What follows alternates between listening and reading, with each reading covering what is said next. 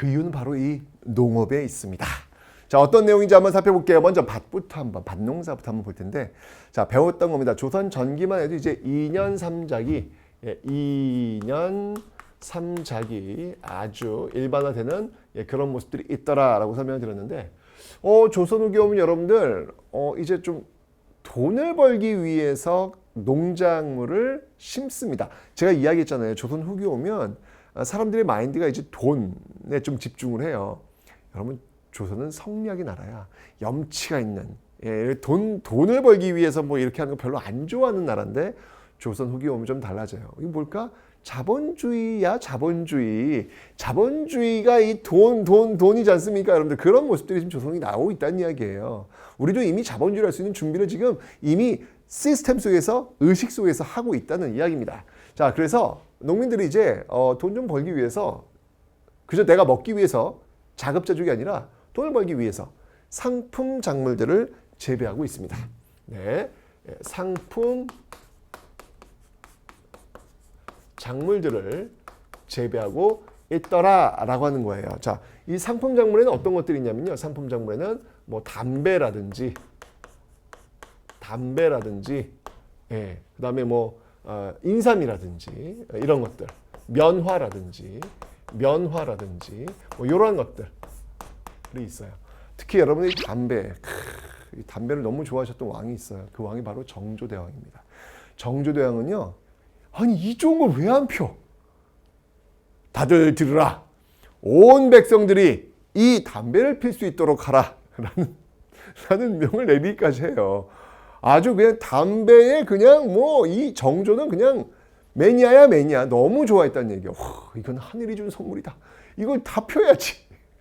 아마 요즘 지금 보건복지부에서 이 정조대왕 별로 그렇게 썩 좋아하지 않을 겁니다. 네, 이 금연 캠페인에 정말 정위배되는 그런 분이셨기 때문에 어쨌건 담배가 이제 이때 들어오거든요. 그래서 아주 그 담배 작물이 아주 또 인기를 끌고 있습니다. 그 다음에 이제 논농사를 한번 볼 텐데, 자, 이 논농사에서 여러분 기억할 게 뭐냐면, 이 씨앗을 어떻게 뿌리냐면 직접 파종을 해요. 직접. 그러니까 직파법이다. 조선 전기만 해도 직파법. 이렇게 뿌리는 거야. 자, 그런데 사실 이 당시에 여러분들 뭐 고려 말부터였지만 이 직파법 말고 이양법이라는 게 있어요. 이양법. 이양법. 근데 이 이양법이라고 하는 게 알고는 있었어. 고려 말부터 알고 있었는데 뭐 그렇게 아주 일반화되진 않았어요. 그래서 제가 세모를 한번 표시를 한번 해보도록 하겠습니다. 이건 이제 남부 일부 지역. 남부 일부 지역에서만 시행되고 있을 뿐이지 아직 일반화되지 않았는데, 이 이양법이 바로 조선 후기 양란 이후가 되면 이제 일반화되는 그런 모습들이 나타나고 있더라. 이 남부 일부가 어떻게 바로 전국으로 확산되고 있더라라고 하는 거예요.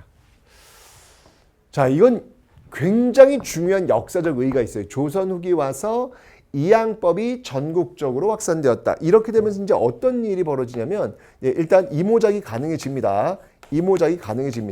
그래서 벼를 심고 그 다음에는 보리를 심고 이렇게 두 번, 1년에 두 번 농사를 지을 수 있는 이모작이 가능해지고요. 이게 되면서 여러분들 이 이양법을 시행하면 5명이 할 일을 1명이 할 수 있다 그래요. 여러분 이거 중요한 포인트야. 5명이 할 일을 1명이 할 수 있어. 일단 기억해 두세요.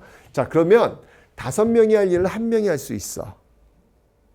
그리고 이 이양법을 시행하게 되면 여러분 또 좋은 게 있어요. 그게 뭐냐면, 농사 짓는 사람들이 제일 힘든 게 뭐냐면, 특히 벼농사 짓는 사람이 가장 힘든 게 뭐냐면 피와의 전쟁이야. 무슨 피를 흘리면서 농사를 짓나요? 아마 이런 생각하는 친구들 아마 도시에 사는 친구들이 아닐까 하는 생각이 드는데, 피라고 하는 건 뭐냐면 쉽게 얘기하면 잡초예요, 잡초. 네, 그래서 벼가 있으면 그 벼와 정말 똑같이 생겼어. 그 벼다리 열리기 전까지만 해도 정말 이게 벼인지 이게 피인지 구분이 안 가. 근데 이 피를 뽑아주지 않으면 이 피가 영양분을 쪽쪽 빨아먹기 때문에 이 벼에서 그 벼다리 많이 안 열려요. 그러니까 생산량이 확 떨어져. 그래서 무슨 일이 있든 이 피를 뽑아야 되는데 이게 뽑는 게 너무 똑같으니까 힘들어, 어려워.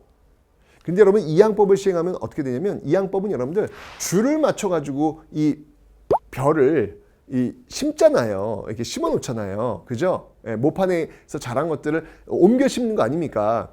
그러니까 그 라인 밖에 있는 건 다 뭐다? 피예요. 그러니까 여름이 됐을 때 그 피가 많이 자랐을 거 아니야. 그냥 그 라인 그 밖에 있는 거 쏙쏙쏙쏙쏙쏙 빼버리면 되는 거야. 얼마나 간단합니까, 여러분들? 그죠? 자, 이러면서 노동력을 감소시킨다. 즉, 이 이양법이 시행되면서 여러분들 굉장히 큰 효과가 뭐였냐면 바로 생산력을 비약적으로 증가시키고, 예, 생산력을 비약적으로 증가를 시키고, 그리고 노동력을 감소시키더라라고 하는 거. 이게 바로 이양법의 큰 효과입니다. 자, 그렇다면 이 이양법이 여러분들이 이제 어떻게 보면 세상을 바꿨다. 세상을 바꾼 기술이라고 해도 과언이 아니에요. 굉장히 중요한 거거든요, 여러분들. 도대체 뭔데? 한번 하나씩 한번 볼게요. 일단 여러분들 이양법을 시행하면서 생산량이 비약적으로 증가했어. 이제 같은 토지에서 나오는 쌀의 양이 많다는 이야기예요. 와, 대박. 우리 지금 뭔가 퍼즐을 하나 맞춘 것 같아. 조선 후기에 여러분들, 우리 방금 아까 수취체제에서 세금을 어디에 주로 매기고 있다? 땅, 토지에 매기고 있다. 그죠? 영정법, 대동법, 균역법. 공통적으로 볼 수 있는 모습이잖아요. 그죠?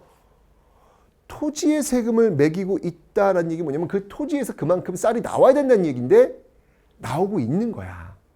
이양법이 전국적으로 확산되면서 생산량이 비약적으로 증가하면서 그래서 정부에서 세금을 토지에 집중해서 물리고 있는 거예요.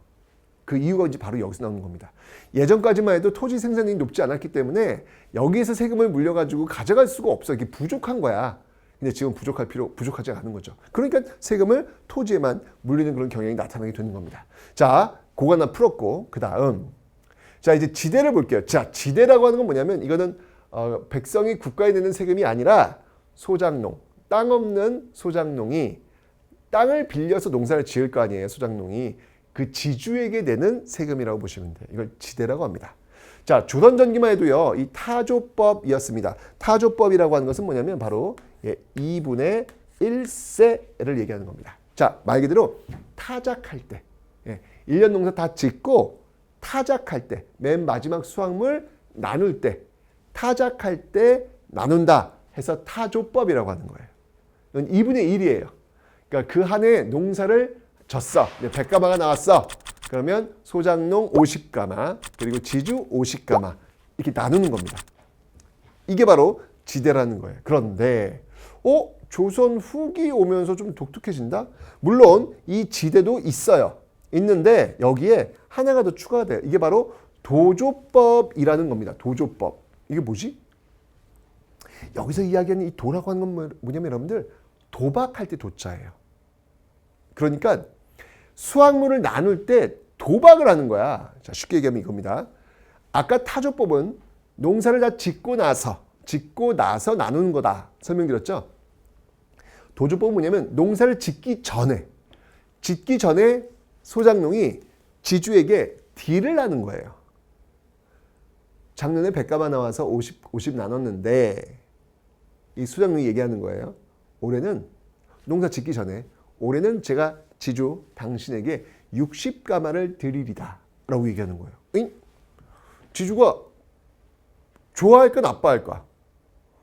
좋죠. 아니 작년에 50가마 받았는데 얘가 지금 올해는 60가마 주겠대. 미리 계약하지. 그냥 가만히 앉아있어도 되는 거예요. 왜냐면 여러분 이 타조법에서는요. 수확량이 많을수록 지주의 몫이 많아지는 거잖아요. 그죠? 왜냐면 농사를 짓고 나서 2분의 1이니까. 그러면 이 지주는 이 소작농을 달달달달달달 볶아야 돼. 빨리 일어나 이놈아! 이래! 빨리 나와! 그럴 거 아니에요. 근데 그 관계가 주로 양반과 상민의 관계일 겁니다. 땅을 갖고 있는 사람들은 대부분 양반들일 거란 말이죠. 신분제 사회란 말이에요. 신분제의 그 힘에 의해서 내 이놈! 야 빨리 농사를 짓지 못할까? 뭐 이렇게 얘기할 거 아니에요. 그죠? 신분제에 의해서. 그런데 조선 후기 오면 이제 그 양반 지주가 소작농한테 네 이놈 빨리 일어나 이놈아 그럴 필요가 있다 없다? 없는 거예요. 이미 계약했잖아. 60가만 낸다며. 제가 망하든 안 망하든 난 60원 받으면 되는 거야. 즉 신분에 의해서 그 소장농을 압박할 필요가 있다 없다? 없는 거예요. 도조법 되면 그냥 신경 안 쓰는 거. 왜? 계약이니까. 즉 이 도조법이라고 하는 건 여러분들 바로 계약에 의해서 굉장히 중요한 그런 변화예요. 신분이 아니라 계약에 의해서 운영되고 있더라. 반면에 타조법이라고 하는 것은 바로 신분에 의해서 달달달달달달 볶을 필요가 있잖아요. 그런데 이제 계약에 의해서 가만히 있어봐. 이거 봐라. 지금 여러분들 카메라 감독님 이투스와 지금 계약하고 지금 이거 하고 계신 거죠? 그죠? 네. 마음에 안 들어 이투스가. 그럼 어떻게 하세요? 그만두면 되죠. 뭘 고민해요. 뭘 그만두면 되지. 자, 지금 보세요, 여러분. 지금은 여러분들 카메라 감독님이 나 이투스 진짜 나 못하겠어. 그러면 그만둔다고 해서 이투스가 협박과 압박. 네 이놈! 일어나지 못할까? 이럴 수가 있다 없다? 없는 거예요. 지금은 신분제 사회가 아니니까. 계약제니까. 아니 카메라 감독님이 나 계약 안 할래. 나 그만할래. 라고 하는데 어떡하겠어요. 그죠? 보세요. 지금의 이 모습이 이미 이때부터 나오기 시작한 거예요. 그러니까 신분에 의해서 엮여졌던 조선사회가 이제 서서히 해체되기 시작하고 있다. 지금 우리가 살고 있는 이 사회를 만들어가는 준비를 지금 하고 있다는 이야기예요. 이게 도조법에서 여러분들 보여지고 있는 거예요. 놀랍지 않습니까, 여러분들? 바로 이 조선후기에서 지금 우리가 살던 이 모습들이 나오고 있다. 그래서 일제강점기 식민사학자들이 이야기했던 식민지 근대화론은 허구다. 하나씩 증명되고 있다는 겁니다. 자, 그 다음 이제 농사를 지으려면 또 이 책이 필요할 거 아니에요? 농서입니다. 자, 이 농서인데 복습하는 거예요. 조선 전기 농서하면 뭐가 있었냐면 농사직설 세종 때 나왔던 것이고요.